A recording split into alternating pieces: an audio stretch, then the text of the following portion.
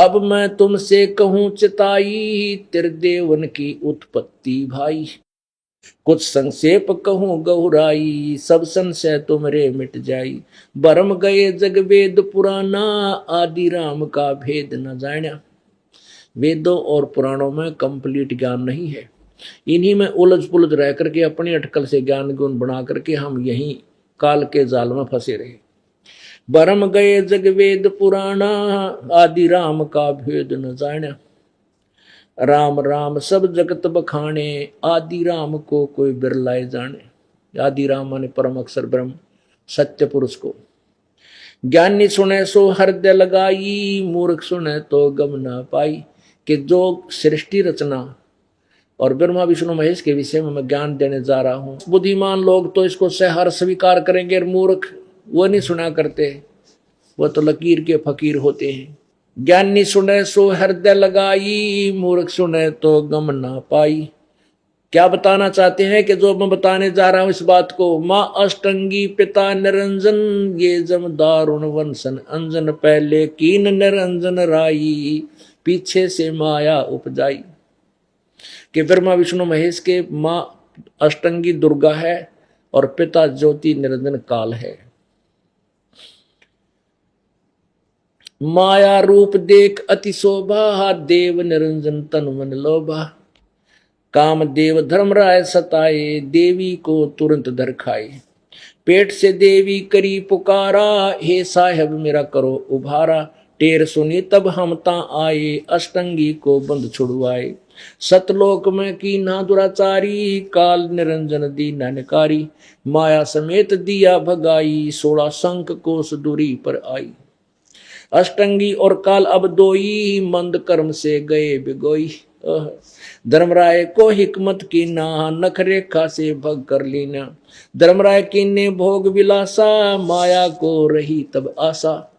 3 पुत्र अष्टंगी जाए, ब्रह्मा विष्णु शिव नाम धराए। ओए परमात्मा ने 600 वर्ष पहले ये वाणी कही थी कि इस दुर्गा के और काल निरंजन के संयोग से दुर्गा के गर्भ से ब्रह्मा विष्णु महेश उत्पन्न हुए। 3 पुत्र इसने जन्मे और इनका ब्रह्मा और विष्णु शिव नाम धरा गया। तो उस समय कबीर जी को मूर्ख कहा करते, पागल है, झूठा है, कपटी है, इसलिए उन नकली गुरुओं का दाव लगा क्योंकि हम अशिक्षित थे। अब हम सभी शिक्षित हो गए हैं, सदग्रंथ अपने पास हैं। अब ये अज्ञान की गुत्थी कति सुलझ जाएगी और ज्ञान प्रकाश हो जाएगा।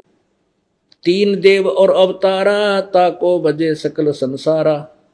3 गुणों का ये विस्तारा, धर्मदास मैं कहूँ पुकारा।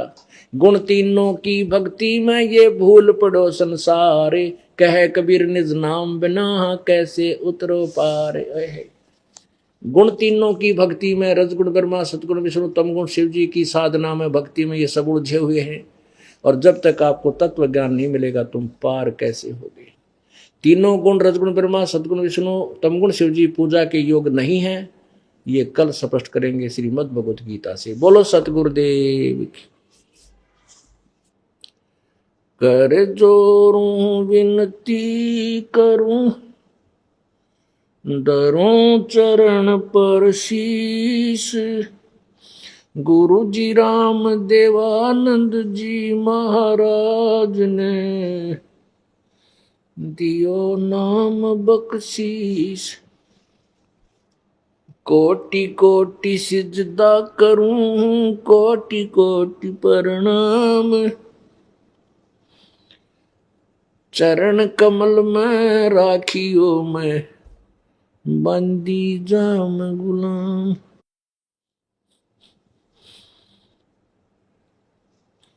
कुत्ता तेरे दरबार का, मोतिया मेरा नाम।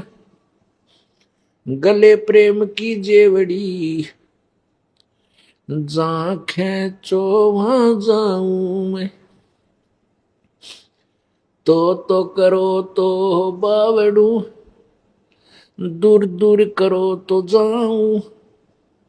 जो राखो तो ही रहूं, जो देवो सो खाऊं।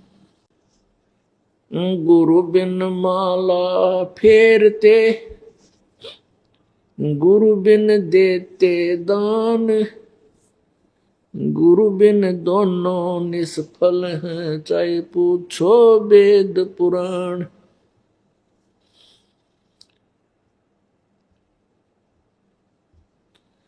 राम कृष्ण से कौन बड़ो, उन्हों भी गुरु कीन, तीन लोक के वे धनी, गुरु आगे अधीन। सतगुरु के उपदेश का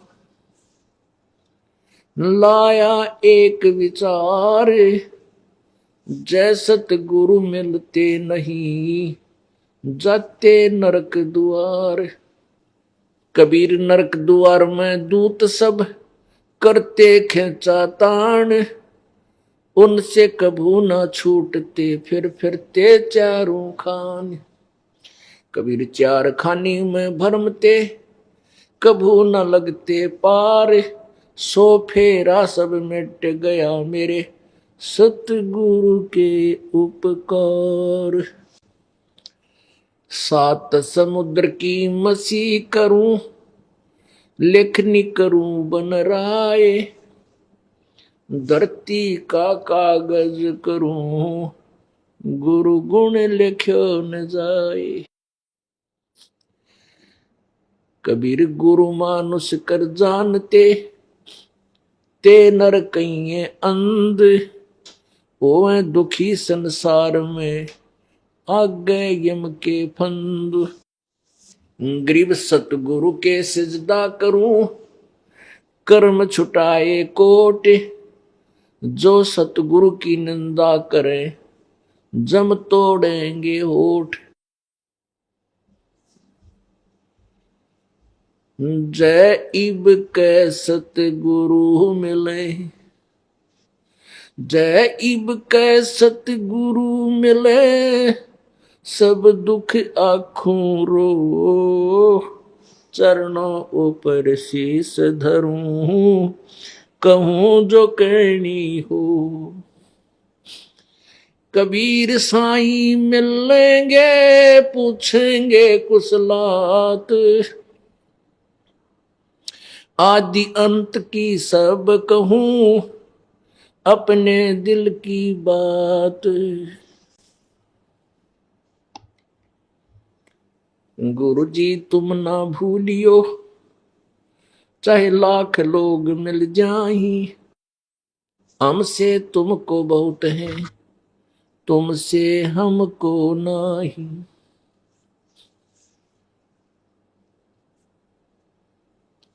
अब गुण किए तो बहुत किए, करत न मानी आरे, भावे बंदा बख्श दियो, भावे गर्दन तार। अब गुण मेरे बाप जी बख्शो गरीब नवाज, जो मैं पूत कपूत हूँ, बोहर पिता को लाज। मैं अपराधी जन्म का, नक्सक बड़े विकार, तुम दाता दुख भंजना, मेरी करो सुमार।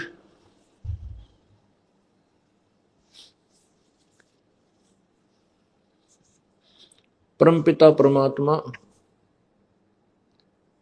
बंदी छोड़ कबीर परमेश्वर जी, ये परम अक्षर ब्रह्म है, सारी सृष्टि के रचनहार हैं। उस परमेश्वर ने स्वयं आकर के अपने द्वारा रची हुई सृष्टि को यथार्थ रूप से दर्शाया और बताया। उस परमेश्वर ने इस कलयुग के अंदर, कलयुग के प्रथम चरण में सन 1398 से सन 1518 तक 120 वर्ष तक इस पृथ्वी पर एक लीला की बालक रूप धारण किया। उसके बाद लीलामय तरीके से वो जनसाधारण की तरह बालकपन को प्राप्त हुए, युवा हुए और 120 वर्ष इस पृथ्वी पर रहे। जब वो परमात्मा पृथ्वी पर आए, किसी मां से जन्म नहीं लिया, वे अपनी शक्ति से एक बालक रूप धारण करके बनारस काशी में लहर तारा नामक एक सरोवर पर कमल के फूल पर विराजमान हुए।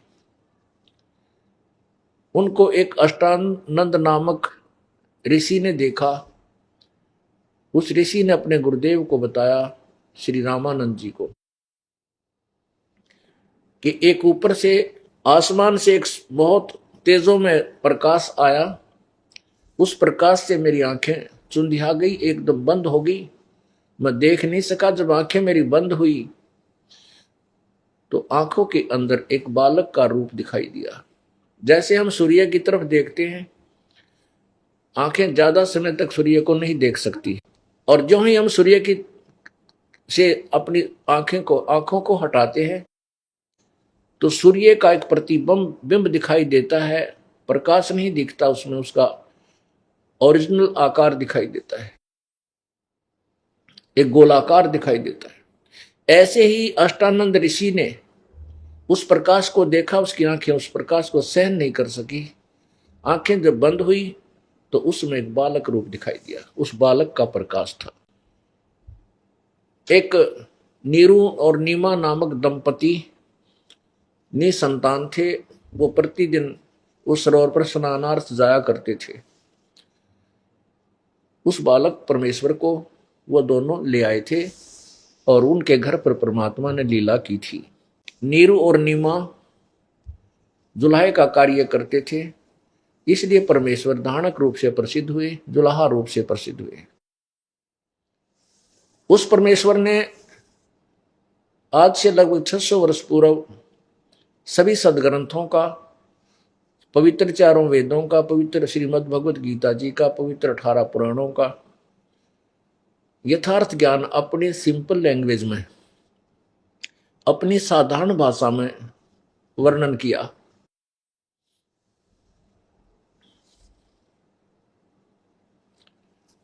और जो आज आपके समक्ष सत्य सिद्ध हो रहा है। परमेश्वर कबीर जी ने अपनी महिमा आप ही बताते हुए कहा था,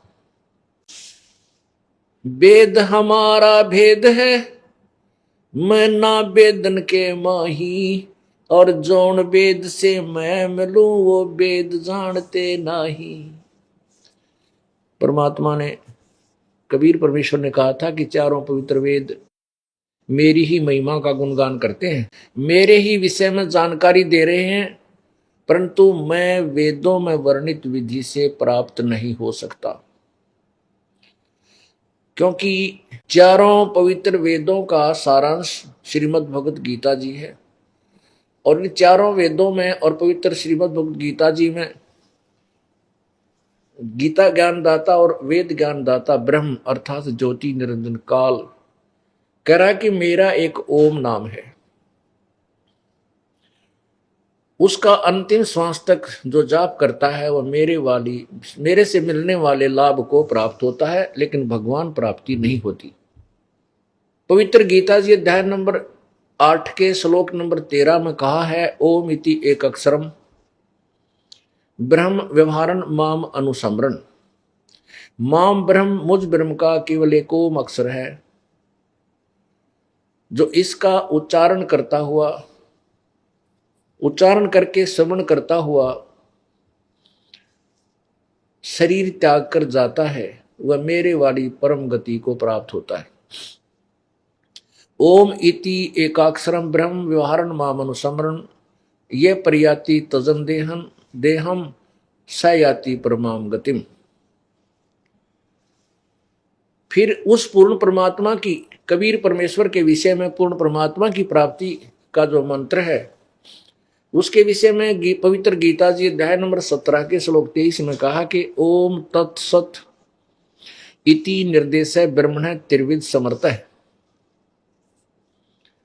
ओम तत्सत, ये 3 मंत्र का जाप पूर्ण परमात्मा की भक्ति का निर्देश है। ये उसी का उच्चारण, उसका जाप कहा गया, उसका श्रवण बताया है। इसमें ओम मंत्र ब्रह्म का है और तत् सत ये दोनों सांकेतिक गुप्त मंत्र हैं।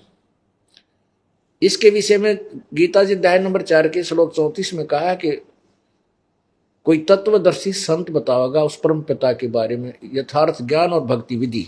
श्रीमद् भगवत गीता जी अध्याय नंबर 4 के श्लोक 25 से और 29-30 तक भिन्न भिन्न प्रकार के साधकों का वर्णन किया है। कोई ऐसे साधना करता है, कोई देवताओं को पूजता है, कोई घोर तप करता है, और सभी अपनी साधनाओं को पाप नाशक जानकर करते हैं। परंतु गीता जी अध्याय नंबर 4 के श्लोक 32 में कहा है कि उस पूर्ण यथार्थ भक्ति विधि तथा साथ में ये जो साधक साधना करते हैं, ये साधनाएं ठीक हैं, शास्त्र अनुकूल हैं या शास्त्र विरुद्ध है, ये विस्तृत वर्णन सच्चिदानंद घन यानी पूर्ण परमात्मा की वाणी में विस्तार से लिखे हुए हैं। उस तत्व ज्ञान में विस्तार से लिखे हुए पवित्र गीत श्रीमद् भगवत गीता जी अध्याय नंबर 4 के श्लोक 32 में स्पष्ट किया है कि उस पूर्ण परमात्मा द्वारा अपने मुखारविंद से उच्चारण की गई वाणी में, अर्थात परमेश्वर कबीर जी की वाणी में यथार्थ भक्ति मार्ग और साथ में जो साधना करते हैं वो गलत है या ठीक, ये विस्तार से वर्णन दिया गया है। एक बार देखिएगा श्रीमद् भगवत गीता जी अध्याय नंबर 4 का श्लोक 32। यह है श्रीमद् भगवत गीता जी अध्याय नंबर 4 का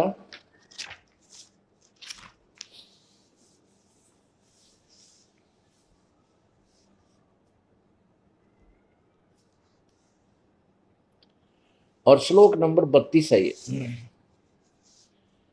इसमें क्या कहा कि एवं बहुविधा यज्ञा वितता ब्रह्मण मुखे, ये ब्रह्मण मुखे कर्मजान विधि तान सर्वान एवं ज्ञातवा विमोक्षसे।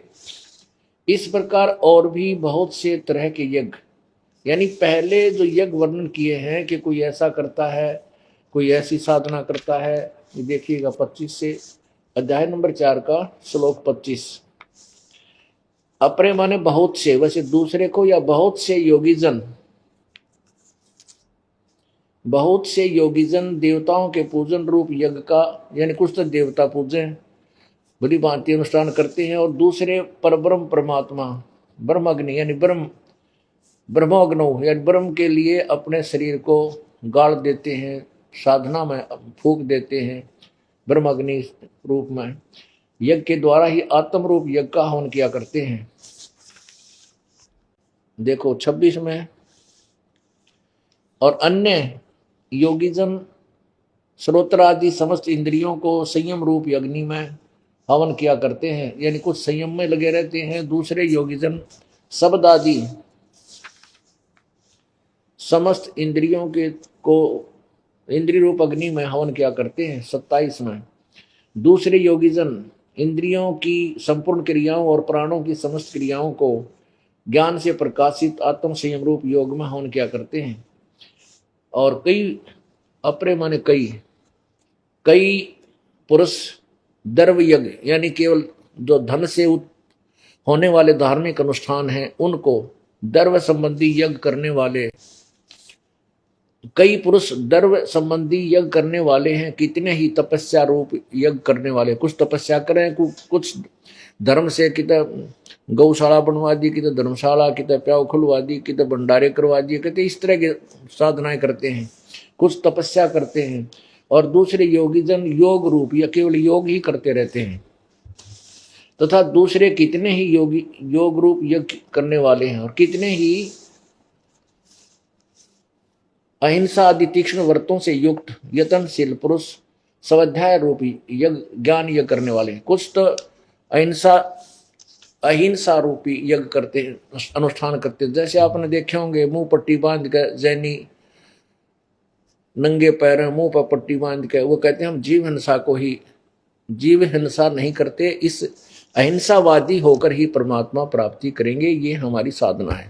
अब 30 में कहा है, 29 और 30 में स्पष्ट किया है कि दूसरे कितने योगीजन अपान वायु में प्राणवायु को यानी श्वास उश्वास पान यानी प्राणायाम ही करते रहते हैं और कुछ प्राणवायु में अपान वायु को, अन्य नियमित आहार यानी कुछ अल्पाहार करके ही सोचते हैं हम मोक्ष हो जाएंगे, व्रत आदि करके। प्राणायाम प्राण पुरुष अर्थात कुछ प्राणायाम ही करते रहते हैं, अपान की गति को रोककर प्राणों में ही हवन किया करते हैं। वे सभी साधक यज्ञों द्वारा पाप को नाश करने वाले, यज्ञों को जानने वाले होते हैं। इसका वास्तविक अर्थ ये है कि कोई तो मुंह पर पट्टी बांध के पैरा तनंगे होकर और चलते फिरते हैं, जीव हिंसा ना करके। हम जीव हिंसा नहीं करते, इसलिए हमारी साधना पाप नाशक है, मोक्षदायक है। कुछ घोर तपस्या करते हैं, कोई धार्मिक भंडारे यानी द्रव्य धन आदि का दान करके ही उसको मानते हैं कि हमारी साधना पापनाशक और मोक्षदायक है।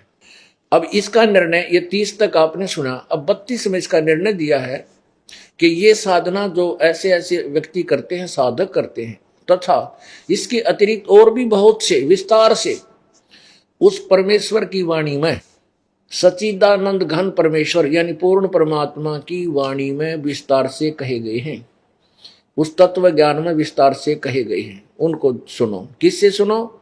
चौथे अध्याय के 34वें श्लोक में कहा कि उस तत्व ज्ञान को जो परमात्मा की, परमेश्वर की वाणी में लिखा हुआ है, उस तत्व ज्ञान को किसी तत्वदर्शी संतों के पास जाकर समझो। अब देखो 32 अध्याय 4 का श्लोक 32। एवं इस प्रकार बहुत तरह के यज्ञ वेद की वाणी लिख दी इन्होंने। ये ब्रह्मण, ब्रह्मणे का अर्थ होता है पूर्ण परमात्मा। इवन को ज्ञान तो था नहीं, ब्रह्मणे का अर्थ वेद कर दिया। मुखे माने वाणी, मुखे माने वाणी होगी क्योंकि मुख से उच्चारण किया हुआ जो ज्ञान परमेश्वर का। और ब्रह्मणे माने क्या है, ये निष्कर्ष करते हैं, पहले निर्णय करते हैं इन्हीं के द्वारा। जहां पर इनकी बुद्धि स्लिप नहीं करती वहां तो ये ठीक अर्थ कर देते हैं, और जहां इनकी बुद्धि स्लिप कर जाती है, इनको ज्ञान ही नहीं कि यहां किसके बारे में कहा गया है, ये सच्चिदानंद घन की वाणी कौन सी है, ये देखो, तो वहां ये गलत कर जाते हैं। अध्याय नंबर 17 श्लोक नंबर 23 में ओम तत्सत इति निर्देश ब्रह्मण तिर्विध समर्थ ब्राह्मणा तेन वेदा च यज्ञा च विहिता पुरा। अब ये ब्रह्मण शब्द है, ब्रह्मण, इसका क्या अर्थ किया है इन्होंने? ओम तत्सत, ऐसे यह 3 प्रकार का। ब्रह्मण माने सच्चिदानंद घन ब्रह्म यानी परमेश्वर, सच्चिदानंद घन ब्रह्म का नाम कहा है। ये ब्रह्मणे का अर्थ सच्चिदानंद घन ब्रह्म यानी पूर्ण परमात्मा, परम अक्षर ब्रह्म की तरफ संकेत है, ये ब्रह्मण है। और यहां इन्होंने ब्रह्मण का अर्थ कर दिया वेद। अरे तेरा गजब हो, यो ब्रह्मण माने यहां लिख दिया हम सच्चिदानंद घन ब्रह्म की वाणी में, यानी सच्चिदानंद घन कौन है? पूर्ण परमात्मा, पूर्ण परमेश्वर।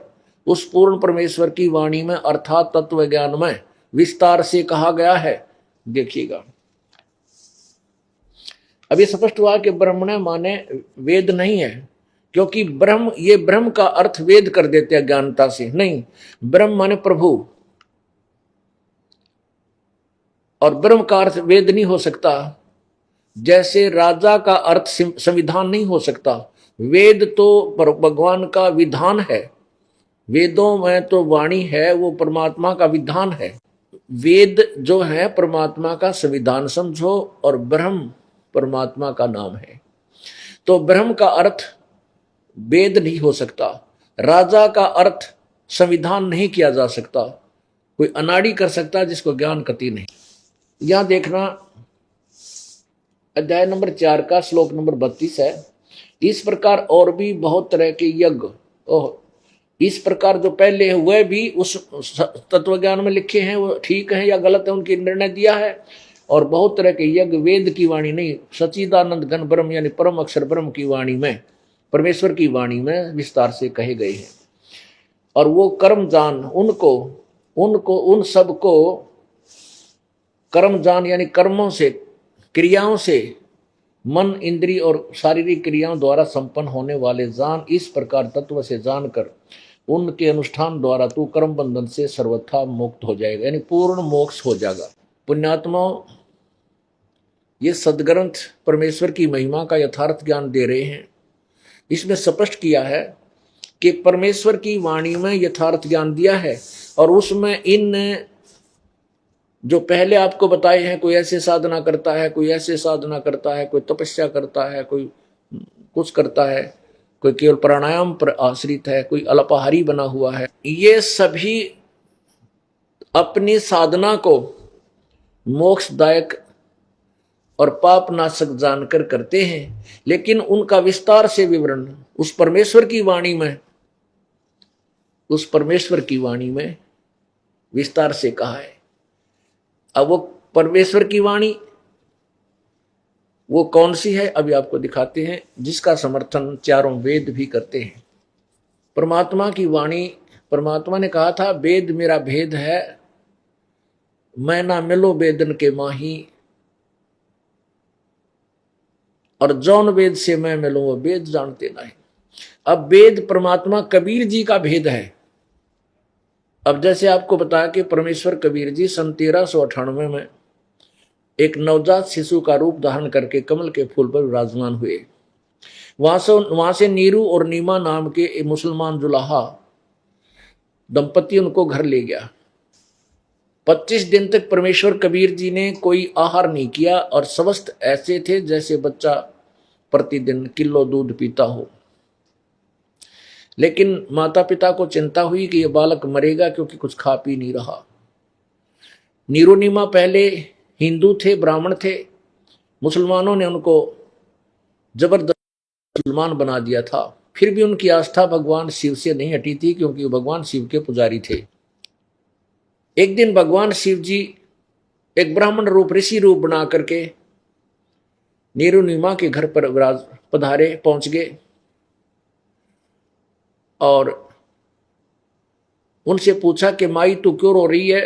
नीमा ने अपनी सारी कहानी बताई कि हमारे कोई संतान नहीं थी, और हमारे भगवान शिव जी ने मुझ पर कृपा की है, एक बच्चा मिला कमल के फूल पर।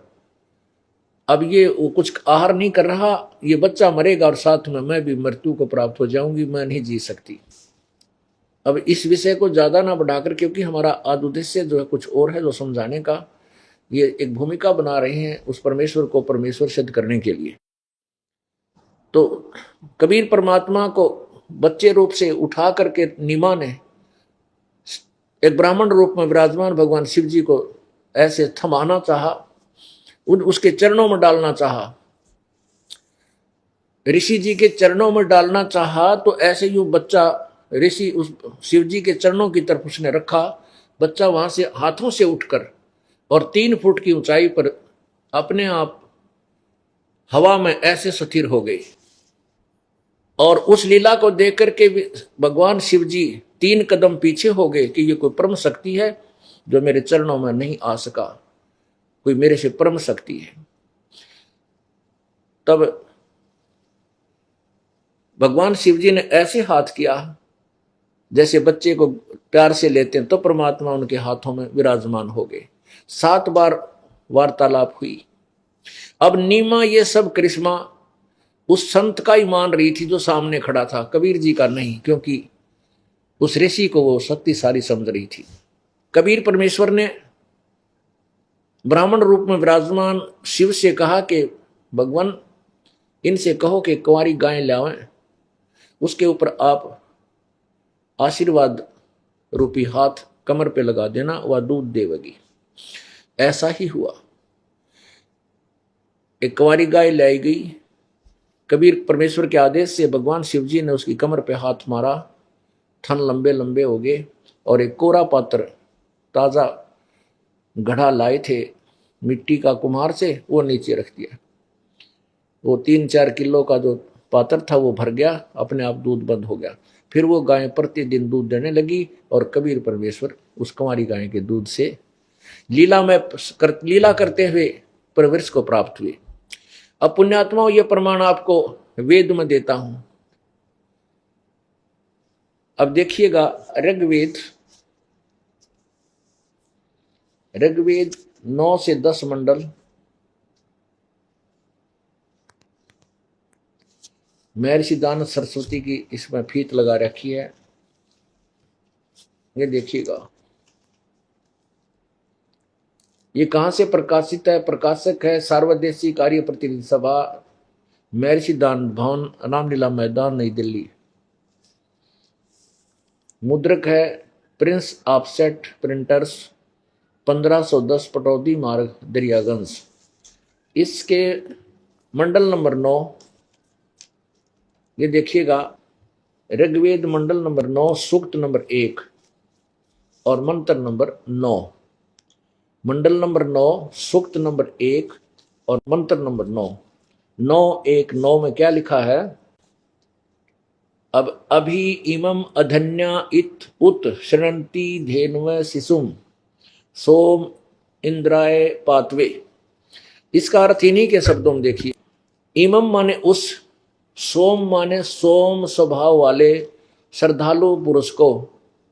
और तेरा गजब हुई, इन्होंने तो अड़ंगा करने तो मतलब था, गोबर करना था अनुवाद का, क्योंकि ज्ञान तो कहेगा था को नहीं। अब यहाँ श्रद्धालु पुरुष कितना आ गया, तो भगवान की महिमा के वेद तो भगवान की महिमा गाते हैं। यहाँ इसका अर्थ ये बना है कि उस सोम माने अमर पुरुष को, ओह अमर पुरुष को, अमर पुरुष को जो शिशु रूप धारण करता है कुमारावस्था में ही। अभी माने सब प्रकार से, अधन्या माने अहिंसनीय, धेन्व माने गौएं, इसको अधन्या माने कंवारी, इसका अर्थ है कंवारी, अहिंसनीय यानी पूर्ण रूप से कंवारी। अभी अधन्या माने पूर्ण रूप से कंवारी, गौएं माने गायें तृप्त करती हैं। ऐश्वर्य की वृद्धि के लिए अथवा उक्त श्रद्धालु पुरुष को, उस श्रद्धालु पुरुष को कहें, उक्त भगवान को अहसीनिया वाणियां ऐश्वर्य की प्राप्ति के लिए संस्कृत करती है। कोई बात हुई है? परमात्मा उपदेश करते हैं कि जो पुरुष श्रद्धा से, ये इनके अपना अड़ंगा, इसका सीधा अर्थ बनता है इमम माने उस, सोमम माने अमर पुरुष को जो शिशु माने बालक रूप धारण करता है, शिशु रूप में प्रकट होता है, उस समय उसको अभी अधन्य यानी सब प्रकार से, यानी पूर्ण रूप से, अधन्य माने कंवारी, जो कभी भी सांड के द्वारा परेशान ना की गई हो, कभी भी अभिन्न, अभी का अर्थ होता कभी भी, पूर्ण रूप से, ऐसे नहीं, यानी कंवारी गायें, धेनु माने गौएं यानी गौओं, उसको तृप्त करती हैं। इसका सीधा साथ इन तड़ंगा करने का मतलब था, ज्ञान था है कोई ना। अब क्या अर्थ बनता है इसका कि पूर्ण परमात्मा जब शिशु रूप धारण करता है, बालक रूप में प्रकट होता है लीला करता हुआ, उस समय कंवारी गायों से उसकी परवरिश, लीला की परवरिश होती है। पुण्यात्मा, इन वेदों को तो दास ने बहुत बाद में देखा है, पहले 100वें वेद में ऐसा ही लिखा है।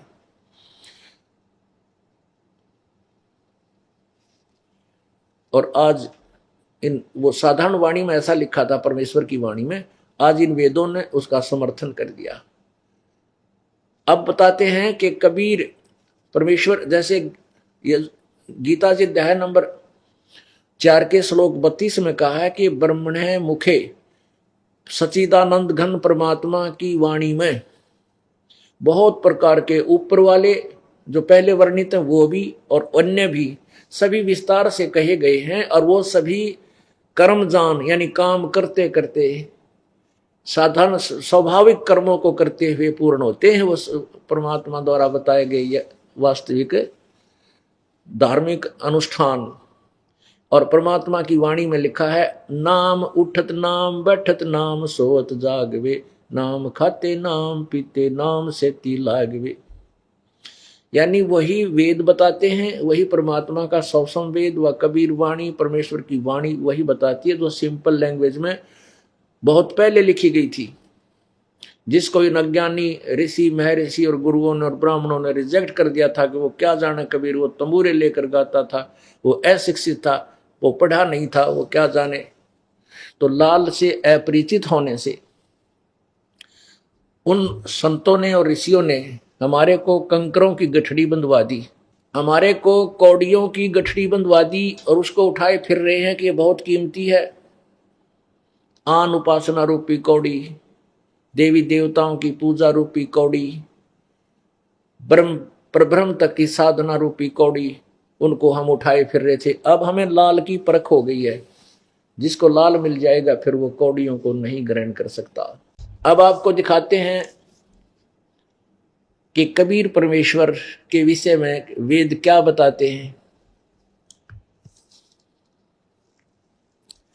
ऋग्वेद मंडल नंबर 9 सूक्त नंबर 96, सूक्त नंबर 96 यानी 96 और मंत्र नंबर 16 से 20 में। अब देखिएगा, ये वही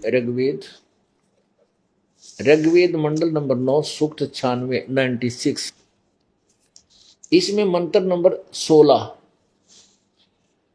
सब सवायुध है, सब आयुध है, सब आयुध माने शस्त्र, तत्व ज्ञान रूपी शस्त्र, श्रोत्र भी पुय माने अर्स्य गुह्य चारु नाम। ये क्या बताते हैं, हे परमात्मन, इन्हीं के शब्दों में पढ़िए जो अनुवादकर्ताओं ने क्या किया है। हे परमात्मन, सर्वोपरि रहस्य चारु यानी श्रेष्ठ नाम जो तुम्हारी संज्ञा है, आप उसका ज्ञान कराएं। इसका अर्थ है कि परमात्मा, आपका जो सबसे श्रेष्ठ नाम, नाम जो तुम्हारी संज्ञा नहीं, नाम माने संज्ञा नहीं, जो तुम्हारा श्रेष्ठ नाम है उसका ज्ञान कराएं। गुप्त, गुह्यम माने गुप्त, गुह्यम का अर्थ होता कति गुप्त, ये रहस्य, रहस्य युक्त आपका जो गुप्त और वास्तविक जो मंत्र नाम है, और मंत्र और इसका नाम का दो अभिप्राय बन जाते हैं। एक तो उनका वास्तविक नाम प्रभु का क्या है, और साथ में वो क्या मंत्र उपदेश आप देते हो उसका ज्ञान कराएं। तो इसमें क्या है कि हे परमात्मन, आप अपना श्रेष्ठ नाम जो गुप्त श्रेष्ठ नाम है उसका ज्ञान कराएं। अब स्वायुद्ध माने स्वाभाविक शक्ति से युक्त। अब इसका अर्थ ये बनता है, ये देखिएगा, अब 17वां, ये 16वां श्लोक आपने देखा, 17वां देखें। 17वें में लिखा है, शिशुम जगानम हरियंतम मर्जंती सुबंती वहीने मरुतो गणेन। यह है कबीर गिरभी, कबीर ये ऊपर रह लगा है, कबीर गिरभी, गिरभी, कबीर गिरभी माने कबीर वाणी द्वारा, कबीर वाणी से, कावेना, और ये कबीर संत सोम, संत कबीर संत सोम पवित्रम अत्यंति रेभन। अब देखो शिशुम, अब इसको ये दास बताएगा। इन्होंने क्या किया है कि शिशुम का अर्थ क्या है, सैती सूक्ष्म क्रोती प्रलय काले जगदीति जगदीति शिशुम, शिशु परमात्मा, उस परमात्मा को देखो, शिशु परमात्मा, उस परमात्मा को यहाँ लिखना था, वो जो शिशु रूप धारण करके परमात्मा प्रकट होता है, और उसकी कुंवारी गाय जिसका, क्योंकि 9वें अध्याय के, इन 9वें मंडल के और प्रथम 9वें सूक्त के मंडल के प्रथम सूक्त में और 9वें मंत्र में स्पष्ट किया है कि वो परमात्मा शिशु रूप धारण करके प्रकट होता है, तब कुंवारी गाय से उसकी परवरिश होती है। अब उसी का प्रकरण चल रहा है 9वें मंडल में, 96वां सूक्त है। इसमें यह कहा कि जो शिशु रूप धारण करके वो परमात्मा प्रकट होता है बालक रूप में, मनुष्य के बच्चे के रूप में, तो उस समय वो कबीर वाणी के द्वारा वो कबीर परमात्मा होता है, और कबीर गिरभी कबीर वाणी द्वारा कविताओं लोकोक्तियों के माध्यम से अपने यथार्थ ज्ञान को ऊंचे स्वर में उच्चारण करता है। अब स्पष्ट लिखा है, देखो इन्हीं के शब्दों में कि यहां लिखना, शिशुम, उस शिशु रूप परमात्मा को जो सदा प्रगट है, जज्ञानम, जो अत्यंत कमनीय है, उसकी उपासक लोग बुद्धि विषय करते हैं, उसकी स्तुति द्वारा उसके गुणों का वर्णन करते हैं, और विद्वान लोग उससे गतिशील परमात्मा का गुणों के गणों द्वारा वर्णन करते हैं। अब देखो कबीर गिरभी, अब क्या लिखा है, कबीर गिरभी, इसका संधि छेद कर दिया उन्होंने, कबीर गिरभी। इसको कबीर को ऐसे लिख दिया, अपसर्ग ला दिए, कबीर गिरभी द्वारा। ये लिखा कवि लोग वाणी द्वारा, इसका लिखना था कि कबीर वाणी द्वारा, कविताओं से, कावेन कविताओं से, लोकोक्तियों के माध्यम से, सोमम मन सोम रूप यानी अमर परमात्मा, पवित्रम पवित्र वह परमात्मा, कारण अवस्था में रेभन सन गरजता हुआ अतिक्रमण करता है। अब इन्होंने ज्ञान तक कहेगा था को नहीं। अब देखो फिर आगे 18वें में, ऋषि मना या ऋषि करत, ऋषि मना या ऋषि करत सवसा सहसर अणिथा, अणिथा पदवी कवि नाम, तृतीय धामम महिष्य शिष्य संत सोमय विराजमानो राजती स्तूप। स्तूप मान गुम्मज होता है, स्तूप माने गुम्मज, उस गुम्मज में विराजमान रहता है, तेजो में श्रीवित विराजमान है वो परमात्मा, तीसरे धाम में रहता है। अच्छा, इसका यथार्थ अनुवाद ये दास करके आपको दिखाएगा। ये तो आपको संकेत दिया है कि ये वेदों में वाणी ये है, संस्कृत में ये मंत्र ये लिखे हैं, इनका अनुवाद लगभग ऐसा है। इसका यथार्थ अनुवाद कैसा है ये आपको इस दास द्वारा किया हुआ मिलेगा। ये आपको भक्ति सौदागर को संदेश भाग 1 और 2 में भी मिलेगा, और साथ में आध्यात्मिक ज्ञान गंगा में तथा परमेश्वर के सार संदेश में ये आपको पढ़ने को मिलेंगे। ये देखिएगा, ये आध्यात्मिक ज्ञान गंगा, इसके प्रश्न नंबर 426वें अनुवाद किए हैं 4-5 श्लोकों का। पूर्ण परमात्मा अपने वास्तविक ज्ञान को स्वयं ही ठीक ठीक बताता है।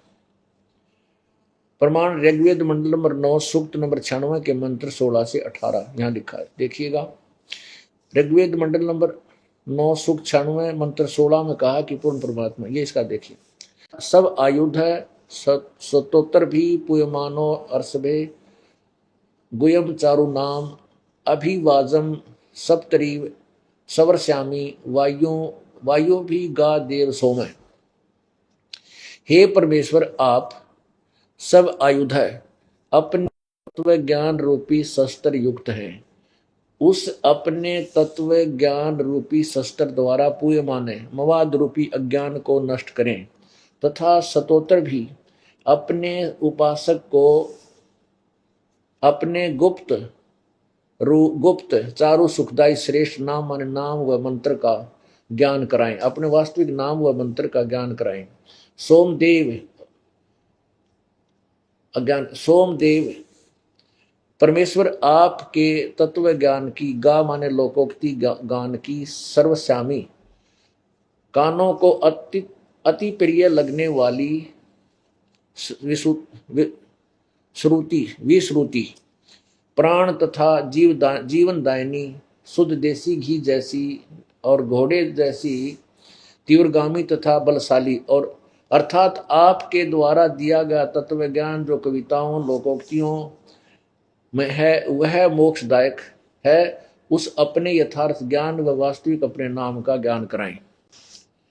अब देखना, अब 70वें का में क्या लिखा है, शिशु जज्ञानम हरियतम मर्जंती सुबंती वहीन मरुत गणेन कबीर गिरभी कावेना कबीर संसोम पवित्रम अत्यंत रेभन। सर्व सृष्टि रचनहार हरे शिशु, सर्व कष्ट हरण पूर्ण परमात्मा मनुष्य के विलक्षण बच्चे के रूप में जज्ञानम जानबूझकर प्रकट होता है, तथा अपने तत्व ज्ञान को तम माने उसमें मर्जंती निर्मलता के साथ शोभंती उच्चारण करता है। वहीं प्रभु प्राप्ति की लगी विरह की अग्नि वाले मरुत माने भक्त, गणेन माने समूह के लिए, कावेना कविताओं द्वारा कविताओं से, पवित्रम अति एति अत्यधिक निर्मलता के साथ कबीर गिरभी। इसको हमने कबीर गिरभी को ऐसे लिख दिया, र के नीचे हलंत लगा दी, कबीर गिरभी, क्योंकि इसके ऊपर छोटा र लगा रखा है। ये कबीर गिरभी, ये छोटा र लगा है, ऊपर भी छोटा, कबीर गिरभी। तो हमने कबीर को ऐसे लिख दिया और किरभी। कबीर वाणी, कबीर माने कबीर और गिरभी माने वाणी। कबीर वाणी अर्थात कबीर वाणी द्वारा रेभन माने ऊंचे स्वर से संबोधन करके बोलता है, बोलता हुआ वर्णन करता है कबीर संत सोम। वह अमर पुरुष अर्थात सतपुरुष ही संत अर्थात ऋषि रूप में स्वयं कबीर देव ही होता है। परंतु उस परमात्मा को न पहचान कर कवि कहने लग जाते हैं, परंतु वह पूर्ण परमात्मा ही होता है। उसका वास्तविक नाम कबीर देव है। इसका क्या स्पष्ट शब्द ये अर्थ ये होता है कि वो कबीर परमात्मा, वो पूर्ण परमात्मा जब शिशु रूप धारण करके प्रकट होता है तो जानबूझकर प्रकट होता है, क्योंकि विशेष उद्देश्य के लिए आता है। तो उस समय वो अपने यथार्थ ज्ञान को, उस कबीर वाणी को ऊंची स्वर में लोकोक्तियों के माध्यम से यानी दोहों के माध्यम से वर्णन करता है, ऊंचे स्वर में बोलता है। परमात्मा कहते हैं, चारों युग में संत पुकारे और कूक कहा हम हेल रे, हीरे माणिक मोती बरसे यो जग चुगता ढेल रे। परमात्मा स्वयं ही कहते हैं कि हम आकर आवाज लगाते हैं, ऊंचे स्वर में गा गा कर सुनाते हैं। चारों युगों में हम मेरे संत भी आते हैं और मैं भी आता हूं। चारों युग में संत पुकारे और कूक कहा हम हेल रे। हेल माने ऊंची आवाज में, कूक आवाज लगा लगा कर कहा कि हीरे माणिक मोती बरसे ये जग चुगता ढेल रे। तत्व ज्ञान रूपी पूर्ण परमात्मा की सत्य भक्ति रूपी हीरे और मोती हम बरसा रहे हैं, लेकिन इनको ना पहचान कर रिजेक्ट करके डाल देते हैं और डले उठा उठा कर, कंकरों को उठाकर अपने घर में रखे हुए हैं और जानते हैं कि हम बहुत धन इकट्ठा कर लिया, भक्ति का ये व्यर्थ है। और यही वेद बता रहे हैं कि वो परमात्मा ऊंचे स्वर में अपनी लोकोक्तियों के माध्यम से अपने यथार्थ ज्ञान को ऊंचे स्वर में कबीर वाणी के द्वारा कविताओं से, लोकोक्तियों के माध्यम से यानी कविताओं से एक कवि की तरह बोल बोल कर सुनाता है। लेकिन वो परमात्मा, वो संत परमात्मा ही होता है। वो संत रूप में प्रकट, संत कहो, ऋषि कहो, ब्राह्मण कहो, गुरु कहो, यानी यदि इनकी सही यथार्थ परिभाषा जाने तो ऋषि और संत और गुरु और ब्राह्मण वो होता जो यथार्थ ज्ञान से परिचित है। बाकी ये नकली भी उसी उपमा से सुशोभित है, उसी उपाधि से सुशोभित है। अब क्या बताया है कि वो संत रूप में प्रकट परमात्मा अमर पुरुष होता है, वो पूर्ण परमात्मा होता है जो ऐसी वाणी बोलता है। आगे लिखा है 18वें मंत्र में कि उस ऋषिकृत, उस संत रूप में या ऋषि रूप में प्रकट, क्योंकि परमात्मा 4 युग में आते हैं। सतयुग, त्रेता, द्वापर तक संतों को ऋषि कहा जाता था और कलयुग में अब इन्हें संत कहने लगे। तो दोनों ही तरह की वाणी इस वेद में लिखी है कि उस ऋषिकृत यानी उस संत द्वारा उच्चारण की हुई या बनाई हुई, उसके द्वारा रचना की हुई वाणी उसके अनुयायियों के लिए एक अमृत के समान मीठी स्वादिष्ट होती है, उनको इतनी प्यारी लगती है और पूरा उसके अनुयायियों का समूह उस वाणी से बहुत ही अच्छा प्रभावित होता है, सुख अनुभव करता है। अब देखिएगा ये ऋग्वेद मंडल नंबर 9 सूक्त नंबर 96 मंत्र 18, ऋषि मना ये ऋषि कृत सर्वसा सहस्र अनिथ पदवी कविनाम तृतीय धाम महिष शीशा संत सोम विराजमान राजती सटूप। वेद बोलने वाला ब्रह्म कह रहा है कि जो पूर्ण परमात्मा विलक्षण बच्चे के रूप में आकर कवि नाम प्रसिद्ध कवियों की पदवी माने उपाधि को प्राप्त करके अर्थात एक संत या ऋषि की भूमिका करता है, उससे ऋषिकृत संत रूप में प्रकट हुए उस प्रभु द्वारा रची सहस्रनिथ हजारों वाणी ऋषि मना संत स्वभाव वाले व्यक्तियों अर्थात भक्तों के लिए सवरसा स्वर्ग के तुल आनंददायक होती है। सोम वह अमर पुरुष अर्थात सतपुरुष तृतीय तीसरे धाम माने मुक्तिलोक अर्थात सतलोक की महिष सुदृढ़ पृथ्वी को शिष्या माने स्थापित करके अनु माने पश्चात संत मानव सदृश संत रूप में सटूप माने गुम्मद अर्थात गुम्मद में ऊंचे टीले जैसे सिंहासन पर विराजमानु राजती उज्जवल स्थूल आकार में अर्थात मानव सदृश तेजों में शरीर में विराजमान है। अब ये क्या कहते हैं, इस दास का किया अनुवाद हमारे बच्चों का तो गले उतरे ही उतरेगा, लेकिन अन्य समाज को ये नकली गले ना उतरने देते। ये नौके रामपाल तो हिंदी जानता ना संस्कृत जानता, ये क्या अनुवाद करेगा वेदों का, अर्थम न कर रखा अनुवाद, ये गोबर कर रखा। अब मैं ना हिंदी जानता ना अंग्रेजी जानता, अनुवाद कर रखा। और कमाल की बात यह है, तुम इसमें त्रुटि निकाल के दिखा दो विद्वानों, आओ ना बराबर में, आंख जब खोलेंगी। अब भगत समाज कोई बौड़ा नहीं, बालक नहीं, सब समझते हैं, क्योंकि उन्होंने तो मुश्किल माचरी है अखथारी पोल पाटगी। अब तुम्हें टूक नहीं, जनता तुम्हें धिक्कारेगी। हर नकलियो इतना धोखा करा करें, इन बोलने जगह नहीं मिलेगी। इसलिए ये रोड़ा मचाते फिर, होय होय मार दिए, होय मार लुट गए पिट गए, वो गंदा है, लुटेरा है, झूठा है। अब बकवाद करने के काम चलेगा, मैदान में आना पड़ेगा मेरे बराबर में, जब मेरा पटेगा इनको। अब देखना, यही वो ऋग्वेद मंडल नंबर 9। अब आपको मंत्र नंबर 18 दिखाते हैं, इन्हीं के द्वारा अनुवादित। ये देखिएगा, ऋग्वेद मंडल नंबर 9 सूक्त 96 और मंत्र ये 18। ऋषि मना ये ऋषि कृत सवर्षा सैंसरणिथ पदवी कविनाम तृतीय धामम महिष शिष्य संत सोम विराजमानु राजती सटुप। अब देखना, अनुवाद है यहाँ इन्हीं के द्वारा किया हुआ। सोम रूप परमात्मा है, अमर परमात्मा, शिशासन पालन की इच्छा करता हुआ जो महान वह परमात्मा, तृतीय धामम देवान और पितरान इन दोनों से पृथक तीसरा जो मुक्ति धाम है उसमें विराजमान। अब जो ज्ञान योगी अड़ाद्यन अडंगा विराजमान ज्ञान योगी का, अरे ज्ञान योगी का केवल भगवान की महिमा गाई जा रही है। विराजमान परमात्मा है, उसको प्रकाश करने वाला है। अनुराजती का अर्थ है अनुकार, ये अलग इन्होंने उल्टा कर दिया। ये देखो, इन्होंने अनु यहां लिया,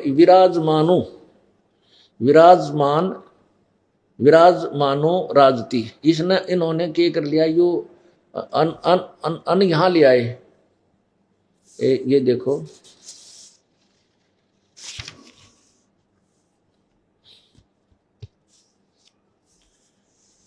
अब इन्होंने क्या किया है कि जैसे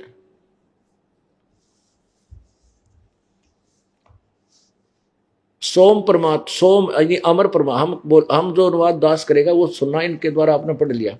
इसका अर्थ बन रहा अमर परमात्मा, इसका अर्थ कुछ और ही बनता है, वो आपको अभी दिखाऊंगा।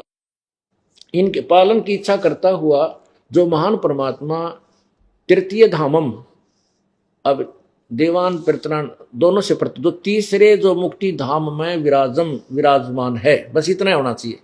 अनुराजती यानी वो पूर्ण रूप से प्रकाशित है। अनु माने पश्चात में, उसमें बैठ के, और वहां वो तेजो में शरीर युक्त है। अब सीधा सा विराजमान है, बस यही खत्म होना चाहिए। वो विराजमान है, वह अमर परमात्मा। महिष माने सतलोक की सुदृढ़ पृथ्वी, महिष माने पृथ्वी अर्थ होता है। और वो तीसरा धाम बना करके उसको स्थापित करके उसमें विराजमान होता है। तो इनकी ही दृष्टिकोण से वो परमात्मा जो है तीसरे मुक्ति धाम में विराजमान जो ज्ञान योगी है, यानी कोई ज्ञान योगी उस तीसरे मुक्ति धाम में विराजमान है।